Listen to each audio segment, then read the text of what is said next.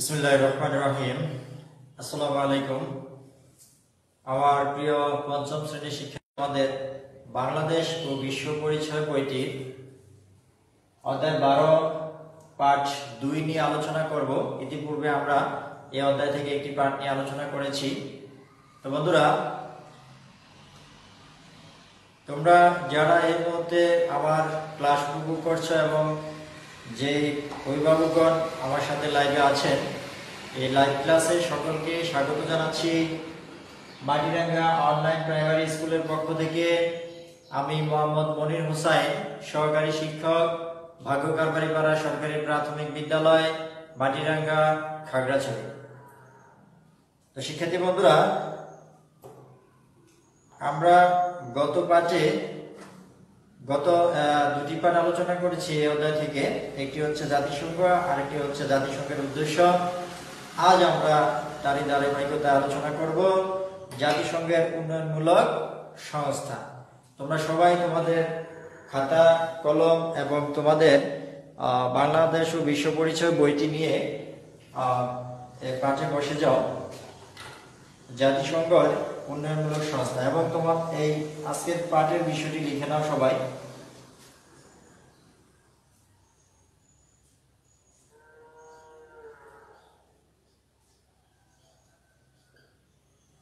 জাতিসংঘের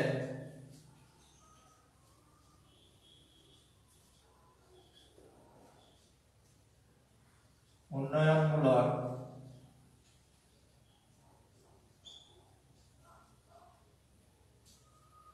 সংস্থা।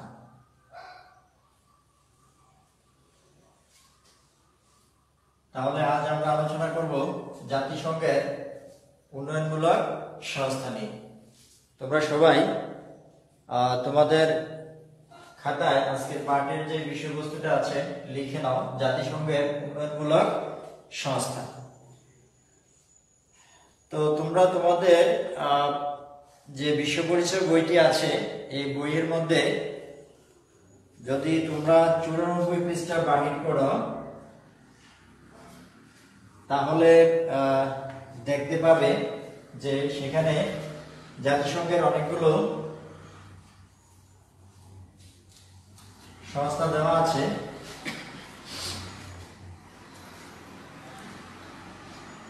আমি প্রথমে এই সংস্থাগুলোর নামগুলো একটু বোর্ডে লিখে নিচ্ছি, তোমরা মনোযোগ সহকারে সবাই দেখবে।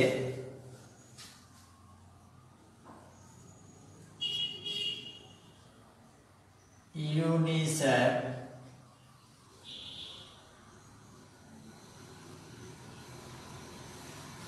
তারপরে যদি আমরা লিখি ইউনেস্কো,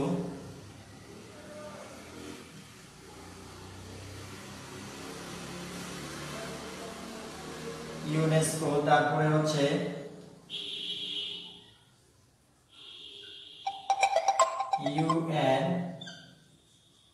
ইউএনডিপি,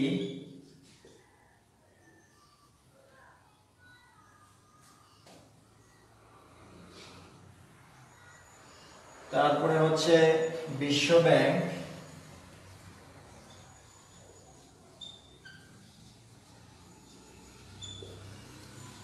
তারপরে হচ্ছে বিশ্ব খাদ্য সংস্থা,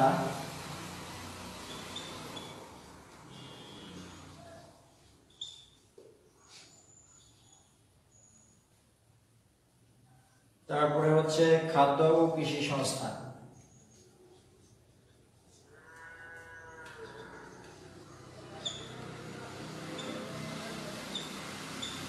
বন্ধুরা, তোমাদের বইতে 94 পৃষ্ঠার মধ্যে এগুলো আছে। আমি একটু সাজিয়ে লিখলাম মনে রাখার জন্য, এটা প্রথমে লিখলাম। তোমরা এভাবে মনে রাখতে পারো যে ইউনিসেফ, ইউনেস্কো, ইউএনডিপি, বিশ্ব ব্যাংক, বিশ্ব খাদ্য সংস্থা, খাদ্য ও কৃষি সংস্থা। তাহলে আমরা এখানে দেখলাম যে জাতিসংঘের উন্নয়নমূলক সংস্থার মধ্যে 6টি সংস্থা আমরা এখানে দেখলাম। কতটি সংস্থা দেখলাম বন্ধুরা? 6টি সংস্থা দেখলাম। আমি আবারও পড়ছি, তোমরা একটু লক্ষ্য করলে দেখতে পাবে। ইউনিসেফ, ইউনেস্কো, ইউএনডিপি, বিশ্ব ব্যাংক, বিশ্ব খাদ্য সংস্থা, খাদ্য ও কৃষি সংস্থা। এখন আমরা যদি একটু আলোচনা করি, আলোচনার সুবিধার্থে আমি তোমাদের জন্য একটি চার্ট নিয়ে এসেছি। তোমরা যদি এই চার্টটি খেয়াল করো তাহলে সহজে বুঝতে পারবে যে এখানে যে সংস্থাগুলো রয়েছে সবগুলো হচ্ছে জাতিসংঘের উন্নয়নমূলক সংস্থা। এখানে আমরা যেহেতু ইউনিসেফ নিয়েছি, প্রথমে আমরা ইউনিসেফ থেকে দেখব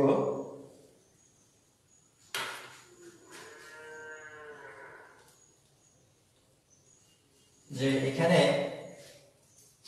ইউনিসেফ এর পুরো নাম জাতিসংঘ আন্তর্জাতিক শিশু তহবিল। জাতিসংঘ আন্তর্জাতিক শিশু তহবিল হচ্ছে এর পুরো নাম। যুক্তরাষ্ট্রের নিউ ইয়র্ক শহরে এর সদর দপ্তর অবস্থিত। এটা তোমরা একটু কষ্ট করে মনে রাখতে হবে যে ইউনিসেফের সদর দপ্তর কোথায় অবস্থিত। যুক্তরাষ্ট্রের নিউ ইয়র্ক শহরে এর সদর দপ্তর অবস্থিত। ইউনিসেফ শিশুদের প্রাথমিক শিক্ষা, গ্রামে বিশুদ্ধ পানি সরবরাহ, স্বাস্থ্যসম্মত পায়খানা তৈরি, মা ও শিশুর স্বাস্থ্য রক্ষা, শিশুদের বিভিন্ন প্রতিষেধক টিকাদান ইত্যাদি কাজ করে থাকে। তাহলে এই সংস্থাটির অনেকগুলো কাজ রয়েছে, আমরা পড়েছি। তারপরে আমরা এখানে লিখেছি ইউনেস্কো। ইউনেস্কো আমরা এই কাজটা দেখি যে ওরা কি করে। এটি সাংস্কৃতিক ও শিক্ষা বিষয়ক সংস্থা। ইউনেস্কো হচ্ছে সাংস্কৃতিক ও শিক্ষা বিষয়ক সংস্থা। সদর দপ্তর ফ্রান্সের প্যারিসে।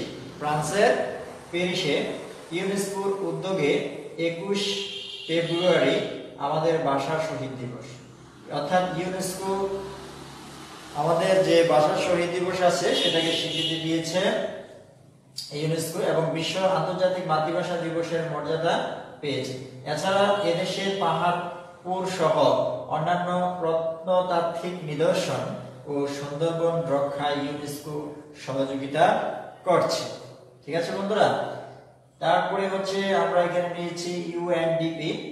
ইউএনডিপি এর মূল কাজ বিভিন্ন দেশের উন্নয়ন কাজ করা, এবং এটা হচ্ছে বিভিন্ন দেশের যে উন্নয়নমূলক যে কাজ, এই উন্নয়নের কাজ করা এবং জাতিসংঘের কাজগুলোর সমন্বয় সাধন করা। বাংলাদেশে পরিবেশ উন্নয়ন, দুর্যোগ ব্যবস্থাপনা, দারিদ্র্য বিমোচন ইত্যাদি ক্ষেত্রে এই প্রতিষ্ঠানটি কাজ করছে। তাহলে আমাদের বাংলাদেশের ক্ষেত্রে এই প্রতিষ্ঠানটি অনেকগুলো ক্ষেত্রে কাজ করছে। তারপরে আমরা নিয়েছি বিশ্ব ব্যাংক। তো বিশ্ব ব্যাংকের মধ্যে আমরা দেখলাম যে এর সদর দপ্তর হচ্ছে যুক্তরাষ্ট্রের ওয়াশিংটনে। তাহলে বিশ্ব ব্যাংকের সদর দপ্তর হচ্ছে যুক্তরাষ্ট্রের ওয়াশিংটনে। বিশ্ব ব্যাংক বিশ্বের বিভিন্ন দেশের উন্নয়নে গৃহীত বিভিন্ন প্রকল্পের সাহায্য দিয়ে থাকে। তারপরে আমরা দেখলাম খাদ্য ও বিশ্ব স্বাস্থ্য সংস্থা। বিশ্ব স্বাস্থ্য সংস্থা যদি আমরা দেখি, বিশ্বের 6টি অঞ্চলে কার্যক্রম পরিচালনা করে। এটি বিশ্বের কয়টি অঞ্চলে? 6টি অঞ্চলে কার্যাবলী পরিচালনা করে। বাংলাদেশের সংস্থাটি দক্ষিণ পূর্ব এশিয়া অঞ্চলের অন্তর্ভুক্ত। বাংলাদেশ যে 6টির একটির অন্তর্ভুক্ত, সেটি হচ্ছে দক্ষিণ পূর্ব এশিয়া অঞ্চলের অন্তর্ভুক্ত। বিশ্বের বিভিন্ন দেশের মানুষকে স্বাস্থ্য রক্ষার প্রয়োজনীয়তা ও উপায় সম্পর্কে সচেতন করার জন্য প্রতি বছর 7 এপ্রিল তারিখে সংস্থাটির উদ্যোগে বিশ্ব স্বাস্থ্য দিবস পালিত হয়। মা ও শিশুর স্বাস্থ্য, পুষ্টি, পরিবার পরিকল্পনা ইত্যাদি ক্ষেত্রে বিশ্ব স্বাস্থ্য সংস্থা কাজ করে যাচ্ছে। তারপর হচ্ছে সর্বশেষ খাদ্য ও কৃষি সংস্থা। আমরা যদি সেটি দেখি, দেখবো যে ইতালির রোমে এর সদর দপ্তর অবস্থিত। এর সদর দপ্তর কোথায় অবস্থিত? ইতালির রোমে। খাদ্য ও কৃষি সংস্থা বাংলাদেশের খাদ্য সমস্যা মোকাবেলা ও জনগণের স্বাস্থ্য ও পুষ্টির উন্নয়নে কাজ করে। বিভিন্ন প্রাকৃতিক দুর্যোগ, খাদ্য ঘাটতি হলে এই সংস্থা আমাদের খাদ্য সরবরাহ করে থাকে। তাহলে বন্ধুরা, আমরা এখানে জাতিসংঘের যে উন্নয়নমূলক সংস্থা রয়েছে সেই উন্নয়নমূলক সংস্থার 6টি সংস্থা নিয়ে আলোচনা করলাম, এবং এই সংস্থাটি হচ্ছে প্রধান সংস্থা, এবং আমাদের বাংলাদেশও এই সংস্থাগুলো কাজ করে আসছে। তবে বাংলাদেশের ক্ষেত্রে যে প্রধান কাজ করে থাকে, যে সংস্থাগুলো সবচেয়ে বেশি কাজ করে থাকে সেগুলো হচ্ছে বিশেষ করে ইউনেস্কো, বিশ্ব স্বাস্থ্য সংস্থা, খাদ্য ও কৃষি সংস্থা। তো ইউনেস্কোর এখানে দেখলাম যে আমাদের বাংলাদেশের যে ঐতিহ্য সুন্দরবনকে বিশ্বের ঐতিহ্য হিসেবে ঘোষণা করেছে, এবং আমাদের যে ভাষা শহীদ দিবস আছে এবং আন্তর্জাতিক যে মাতৃভাষা দিবস হিসেবে আমরা জানি, সেটাকে মর্যাদা দিয়েছে এই ইউনেস্কো, এবং এই ব্যাপারে এরা অনেক সহযোগিতাও করেছে। তারপরে দেখলাম যে বিশ্ব স্বাস্থ্য সংস্থা বিশ্বের 6টি যে অঞ্চলে ভাগ করা হয়েছে, তার মধ্যে আমাদের বাংলাদেশ হচ্ছে একটি অবস্থানে আছে। বাংলাদেশ সেটা হচ্ছে দক্ষিণ পূর্ব এশিয়া অঞ্চলের অন্তর্ভুক্ত, এবং বাংলাদেশের স্বাস্থ্য ক্ষেত্রেও এরা বিভিন্ন ধরনের কার্যাবলী সম্পাদন করে আসছে। তারপরে আরেকটি সংস্থা হচ্ছে যে খাদ্য ও কৃষি সংস্থা। এক্ষেত্রে ইতালি, আমরা জানি যে এটা ইতালির জন্য অবস্থিত, ঠিক আছে। খাদ্য ও কৃষি সংস্থা বাংলাদেশের খাদ্য সমস্যা মোকাবেলা ও জনগণের স্বাস্থ্য ও পুষ্টির উন্নয়নে কাজ করে, এবং বিভিন্ন ধরনের প্রাকৃতিক দুর্যোগ এবং খাদ্য ঘাটতির ক্ষেত্রে এই সংস্থাটি আমাদেরকে বিভিন্নভাবে সহযোগিতা করে আসছে।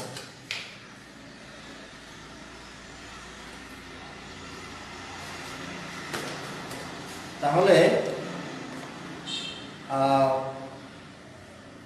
আমরা দেখলাম যে জাতিসংঘের উন্নয়নমূলক সংস্থা নামগুলো আমরা দেখলাম, এবং এই সংস্থা সারা বিশ্বে কি করছে এবং আমাদের বিশেষ করে আমাদের বাংলাদেশের ক্ষেত্রে কি করছে তাও আমরা দেখেছি। বিশেষ করে আমাদের বাংলাদেশের ক্ষেত্রে এই সংস্থাটি 3টি জায়গায় বেশি কাজ করে আসছে। সেটি হচ্ছে আমরা দেখেছি যে আমাদের এখানে বিশেষ করে কাজ করছে ইউনেস্কো, বিশ্ব স্বাস্থ্য সংস্থা এবং খাদ্য কৃষি সংস্থা। তা আমাদের ক্ষেত্রে তাহলে বিশেষ করে কাজ করছে ইউনেস্কো। আমরা এগুলো একটু মার্ক করি যে ইউনেস্কো আমাদের দেশে বিশেষ করে সৌন্দর্য রক্ষা এবং এরা যেহেতু শিক্ষা ও সংস্কৃতি নিয়ে কাজ করে, সংস্কৃতি ক্ষেত্রে কাজ করেছে এবং শিক্ষা ক্ষেত্রেও কাজ করেছে। তারপরে আমরা দেখলাম যে বিশ্ব খাদ্য সংস্থা আমাদের দেশে খাদ্য ঘাটতি মোকাবিলায় সহযোগিতা করে আসছে, এবং খাদ্য ও কৃষি সংস্থা আমাদের বিভিন্ন ক্ষেত্রে এখানে বিশ্ব খাদ্য সংস্থা নয়, খাদ্য ও কৃষি সংস্থা, এবং হচ্ছে আরেকটি ক্ষেত্রে কাজ করে আসছে খাদ্য বিশ্ব স্বাস্থ্য সংস্থা,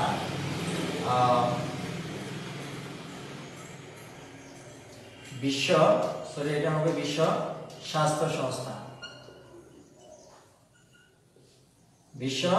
স্বাস্থ্য সংস্থা, এই বিশ্ব স্বাস্থ্য সংস্থা, বিশ্ব খাদ্য কৃষি সংস্থা এবং ইউনেস্কো, এই 3টি সরাসরি আমাদেরকে বিভিন্নভাবে সহযোগিতা করে আসছে, এবং অন্যান্য সংস্থাগুলোর অবদান আমাদের দেশে কম নয়। এখন বন্ধুরা আমরা দেখব যে আমরা এখন একটা বিষয় খেয়াল করে দেখব যে পরিবেশ দূষণের কারণে আমরা বিভিন্ন ধরনের প্রাকৃতিক দুর্যোগের সম্মুখীন হতে হচ্ছে। তো এই যে সমস্যাটা, নানাবিধ কারণে আমরা এই সমস্যার সম্মুখীন হয়ে থাকি। তো এই পরিবেশ দূষণের ক্ষেত্রে একটি হচ্ছে যে আমাদের দেশে বিভিন্ন জায়গায় যে ইটের ভাটা এবং যানবাহনের যে ধোঁয়া, এই দুইটা জিনিস আমাদেরকে বিশেষভাবে ক্ষতি করে থাকে। তো বাংলাদেশে বিশ্ব ব্যাংক দ্বারা পরিচালিত একটি প্রকল্প পরিচালিত হচ্ছে, যেটাকে সংক্ষেপে আমরা বলতে পারি CASE।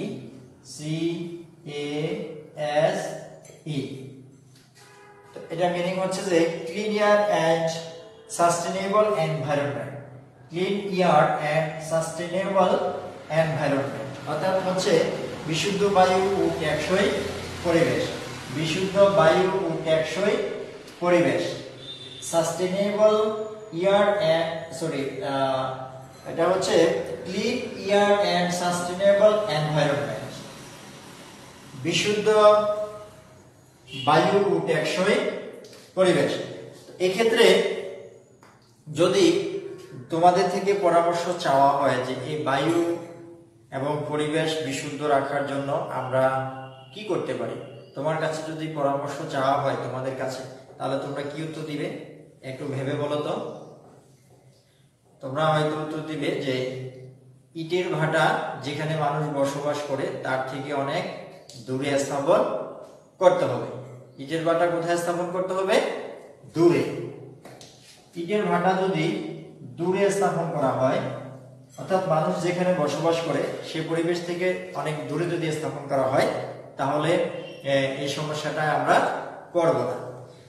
তারপর আরেকটি হতে পারে যে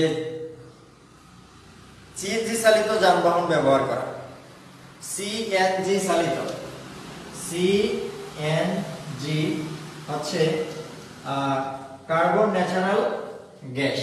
কার্বন ন্যাচারাল গ্যাস, এই গ্যাস দিয়ে যদি চালানো হয় তাহলে আমরা যে ধোঁয়া, সেই ধোঁয়ার সম্মুখীন হব। আরো হতে পারে যে পুরাতন যে যন্ত্র চালিত যে গাড়িগুলো আছে সেগুলো পরিহার করা, নিষিদ্ধ করা। পুরাতন গাড়ি পুরাতন হয়ে গেলে সেগুলোর ধোঁয়া কালো ধোঁয়া হয় এবং সেটাও আমাদের পরিবেশ দূষিত করে, সেটার ধোঁয়াও আমাদের পরিবেশ দূষিত করছে। ঠিক আছে? তো বন্ধুরা, আমি তোমাদেরকে একটি ছোট্ট কাজ দিব, আমাদের আজকের আলোচনা থেকে সেই কাজটি দিব, দিয়েই তোমাদের থেকে আমি বিদায় নেব। সেই কাজটি হচ্ছে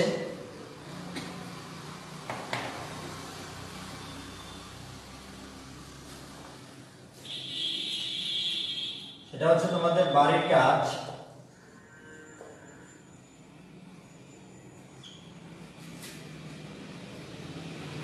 তোমরা সবাই লিখে নাও।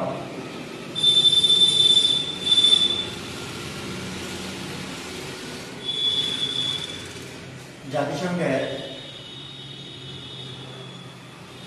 4টি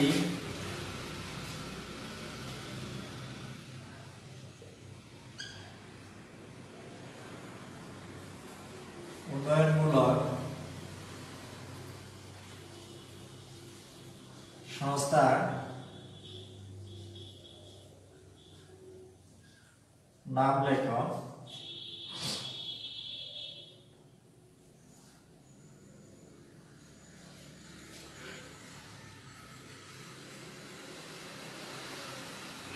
ইউনিসেফ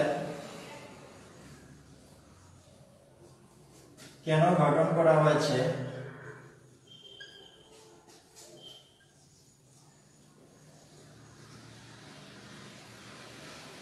এই সংস্থাটি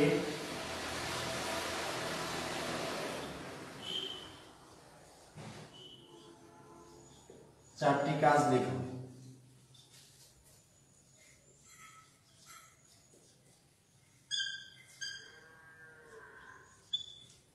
আমি আবার পরে শোনাচ্ছি তোমাদের বাড়ির কাজটি। তোমরা এই কাজটি সুন্দর করে খাতায় করে রাখবে, বিদ্যালয়ে বলে তোমাদের শিক্ষকদেরকে দেখাবে। বাড়ির কাজ: জাতিসংঘের 4টি উন্নয়নমূলক সংস্থার নাম লেখো। ইউনিসেফ কেন গঠন করা হয়েছে? এই সংস্থাটির 4টি কাজ লেখো। তো বন্ধুরা, তোমরা এই করোনাকালীন সময়ে আমাদের আবহাওয়া পরিবর্তন হচ্ছে, এই জন্য তোমরা সবাই সর্বোচ্চ সতর্কতা অবলম্বন করবে, বাড়িতে তোমাদের মা বাবার সাথে থাকবে এবং নিরাপদে থাকার চেষ্টা করবে।